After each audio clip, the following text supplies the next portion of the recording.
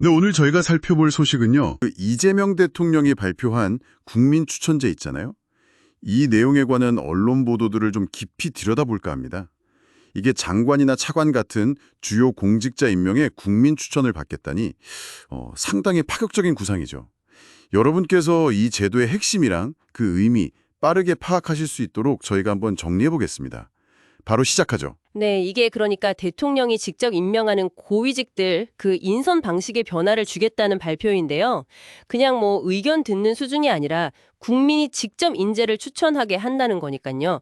그 배경이나 실제 운영 방식, 또 이게 가져올 파장 같은 걸 좀 깊이 볼 필요가 있겠습니다. 네, 기사들을 쭉 보니까요. 이 대통령이 진짜 대한민국을 이끌 일꾼을 직접 선택해달라 이렇게 국민들에게 호소했더라고요. 국민주권 정부 실현 이런 기치도 내걸고요. 대상은 장관, 차관, 또 공공기관장, 사실상 대통령 인사권이 미치는 거의 모든 주요 공직자라고 하니까 범위가 생각보다 넓어요. 맞아요. 그 국민주권 정부라는 표현에서 좀 느껴지듯이 국민 참여를 국정 운영의 어떤 핵심 동력으로 삼겠다. 이런 의지가 보이는 거죠. 기존 시스템으로는 좀 놓칠 수 있는 뭐랄까 각계각층의 숨은 전문가나 현장 경험 많은 분들 이런 분들에게 기회를 주자는 게 일단 표면적인 목표인데요.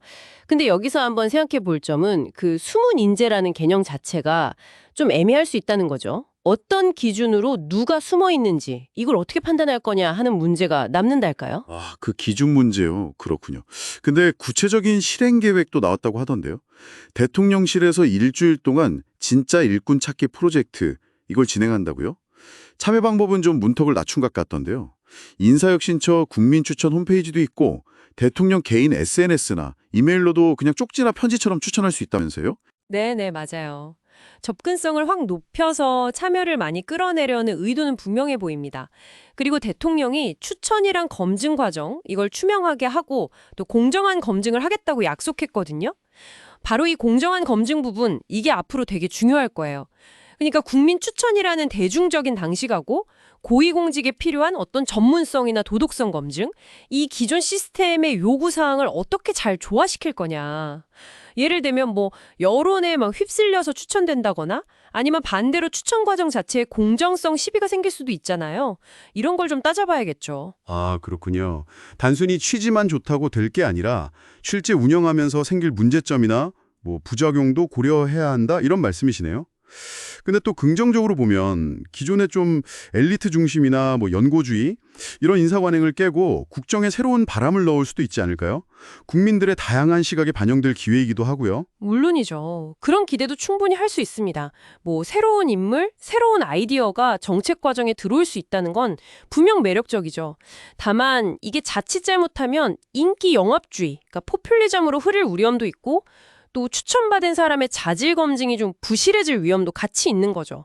특히 뭐 공공기관청처럼 전문성이 아주 중요한 자리에 대중적 인기만으로 사람이 뽑힌다면 장기적으로는 조직 운영에 부담이 될 수도 있고요.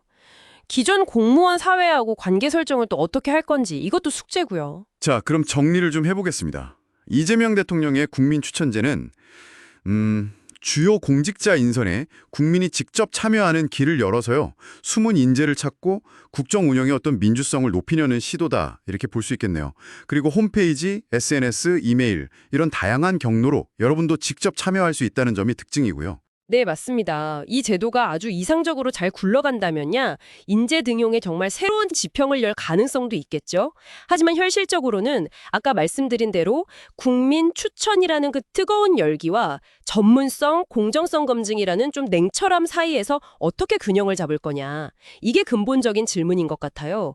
이 새로운 실험이 과연 우리나라 고위 공직사회와 국정 운용 방식에 어떤 실질적인 변화를 가져올지 그 과정과 결과를 지켜보는 게 앞으로 중요한 관전 포인트가 될 겁니다.